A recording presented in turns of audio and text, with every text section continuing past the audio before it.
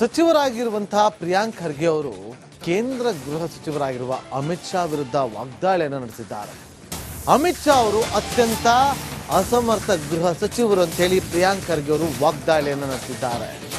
ಅಮಿತ್ ಶಾ ವಿರುದ್ಧ ಸಚಿವ ಪ್ರಿಯಾಂಕ್ ಖರ್ಗೆ ಅವರು ಈ ರೀತಿಯಾಗಿ ವಾಗ್ದಾಳಿ ನಡೆಸಿದ್ದು, ಅಮಿತ್ ಶಾ ಅವರ ನಂತರ ಮೋದಿ ಅವರು ಕೂಡ ರಾಜೀನಾಮೆ ಕೊಡಲಿ, ದೇಶದ ಹೃದಯ ಭಾಗದಲ್ಲೇ ಈ ಘಟನೆ ನಡೆದಿದೆ, ಇದು ಸ್ಪಷ್ಟವಾಗಿ ಗುಪ್ತಚರ ವೈಫಲ್ಯ ಅಲ್ವಾ ಅಂತ ಪ್ರಶ್ನೆ ಮಾಡಿದ್ದಾರೆ. ಚುನಾವಣಾ ಪ್ರಚಾರದಲ್ಲಿ ಅಮಿತ್ ಶಾ ಅವರು ನಿರತರಾಗಿದ್ದಾರೆ.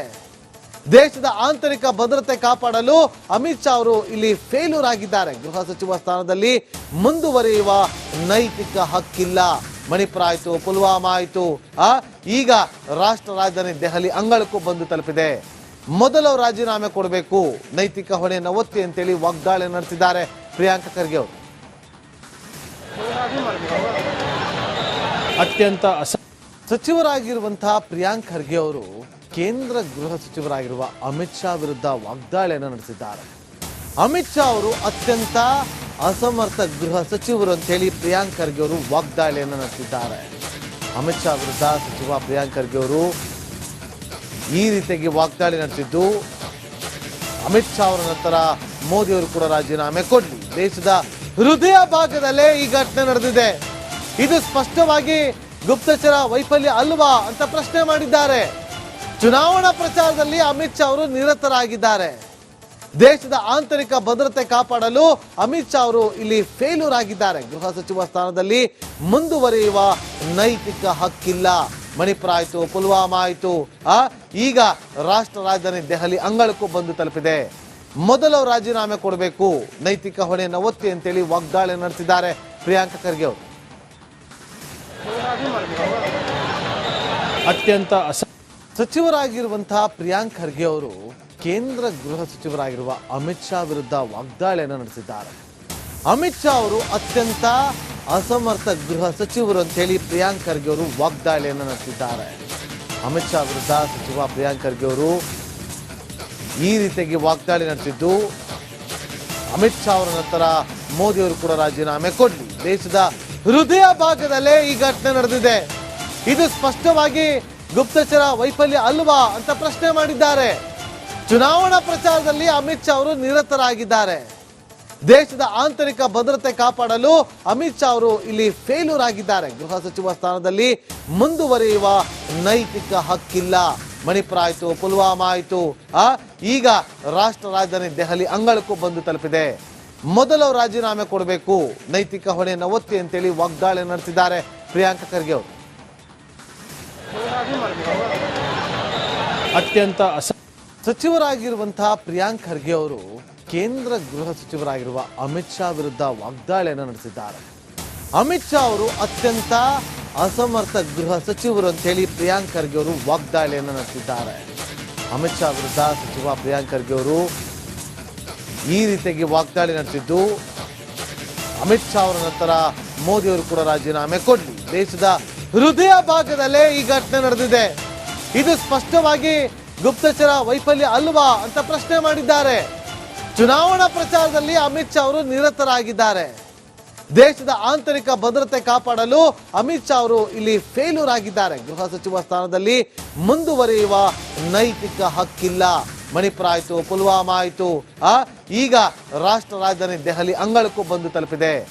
ಮೊದಲು ರಾಜೀನಾಮೆ ಕೊಡಬೇಕು, ನೈತಿಕ ಹೊಣೆಯನ್ನು ಒತ್ತಿ ಅಂತೇಳಿ ವಾಗ್ದಾಳಿ ನಡೆಸಿದ್ದಾರೆ ಪ್ರಿಯಾಂಕ್ ಖರ್ಗೆ ಅವರು.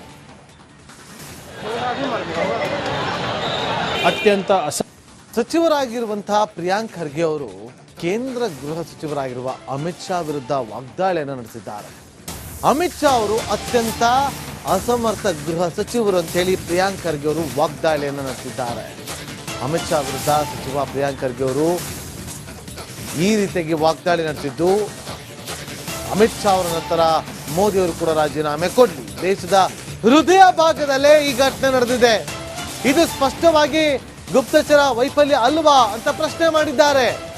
ಚುನಾವಣಾ ಪ್ರಚಾರದಲ್ಲಿ ಅಮಿತ್ ಶಾ ಅವರು ನಿರತರಾಗಿದ್ದಾರೆ. ದೇಶದ ಆಂತರಿಕ ಭದ್ರತೆ ಕಾಪಾಡಲು ಅಮಿತ್ ಶಾ ಅವರು ಇಲ್ಲಿ ಫೇಲ್ಯೂರ್ ಆಗಿದ್ದಾರೆ. ಗೃಹ ಸಚಿವ ಸ್ಥಾನದಲ್ಲಿ ಮುಂದುವರಿಯುವ ನೈತಿಕ ಹಕ್ಕಿಲ್ಲ.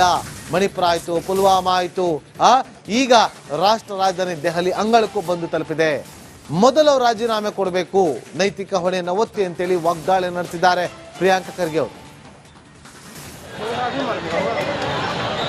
ಅತ್ಯಂತ ಸಚಿವರಾಗಿರುವಂತಹ ಪ್ರಿಯಾಂಕ್ ಖರ್ಗೆ ಅವರು ಕೇಂದ್ರ ಗೃಹ ಸಚಿವರಾಗಿರುವ ಅಮಿತ್ ಶಾ ವಿರುದ್ಧ ವಾಗ್ದಾಳಿಯನ್ನು ನಡೆಸಿದ್ದಾರೆ. ಅಮಿತ್ ಶಾ ಅವರು ಅತ್ಯಂತ ಅಸಮರ್ಥ ಗೃಹ ಸಚಿವರು ಅಂತ ಹೇಳಿ ಪ್ರಿಯಾಂಕ್ ಖರ್ಗೆ ಅವರು ವಾಗ್ದಾಳಿಯನ್ನು ನಡೆಸಿದ್ದಾರೆ.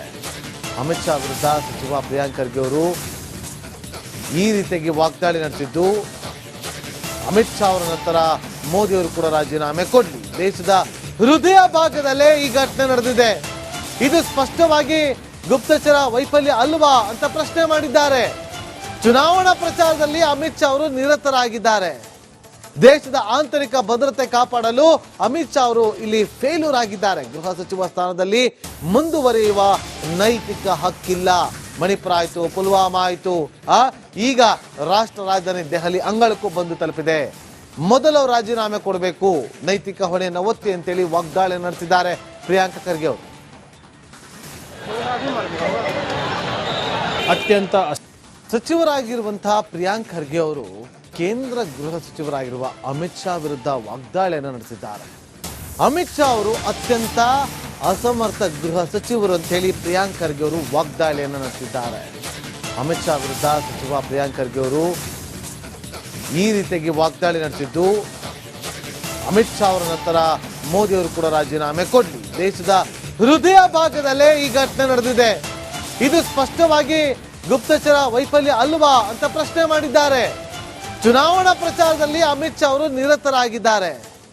ದೇಶದ ಆಂತರಿಕ ಭದ್ರತೆ ಕಾಪಾಡಲು ಅಮಿತ್ ಶಾ ಅವರು ಇಲ್ಲಿ ಫೇಲ್ಯೂರ್ ಆಗಿದ್ದಾರೆ. ಗೃಹ ಸಚಿವ ಸ್ಥಾನದಲ್ಲಿ ಮುಂದುವರಿಯುವ ನೈತಿಕ ಹಕ್ಕಿಲ್ಲ.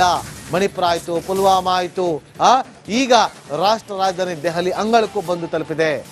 ಮೊದಲು ರಾಜೀನಾಮೆ ಕೊಡಬೇಕು, ನೈತಿಕ ಹೊಣೆಯನ್ನು ಒತ್ತಿ ಅಂತೇಳಿ ವಾಗ್ದಾಳಿ ನಡೆಸಿದ್ದಾರೆ ಪ್ರಿಯಾಂಕ ಖರ್ಗೆ ಅವರು.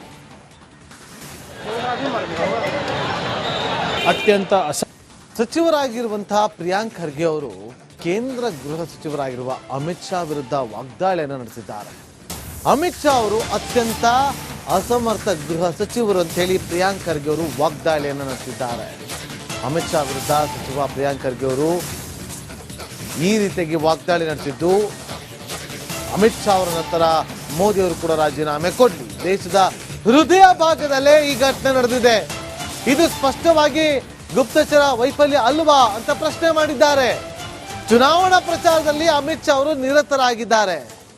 ದೇಶದ ಆಂತರಿಕ ಭದ್ರತೆ ಕಾಪಾಡಲು ಅಮಿತ್ ಶಾ ಅವರು ಇಲ್ಲಿ ಫೇಲ್ಯೂರ್ ಆಗಿದ್ದಾರೆ. ಗೃಹ ಸಚಿವ ಸ್ಥಾನದಲ್ಲಿ ಮುಂದುವರಿಯುವ ನೈತಿಕ ಹಕ್ಕಿಲ್ಲ. ಮಣಿಪುರ ಆಯ್ತು, ಪುಲ್ವಾಮಾ ಆಯ್ತು, ಈಗ ರಾಷ್ಟ್ರ ರಾಜಧಾನಿ ದೆಹಲಿ ಅಂಗಳಕ್ಕೂ ಬಂದು ತಲುಪಿದೆ. ಮೊದಲು ರಾಜೀನಾಮೆ ಕೊಡಬೇಕು, ನೈತಿಕ ಹೊಣೆಯನ್ನು ಒತ್ತಿ ಅಂತೇಳಿ ವಾಗ್ದಾಳಿ ನಡೆಸಿದ್ದಾರೆ ಪ್ರಿಯಾಂಕ ಖರ್ಗೆ ಅವರು. ಅತ್ಯಂತ